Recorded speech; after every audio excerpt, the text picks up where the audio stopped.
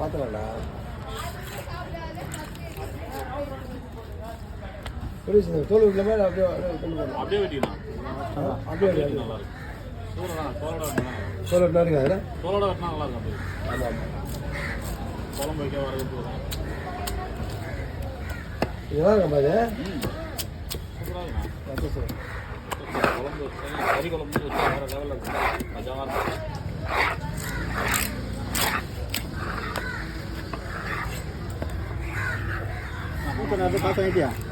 இல்லையா நான் உள்ளே சொன்னேன் வரலையா?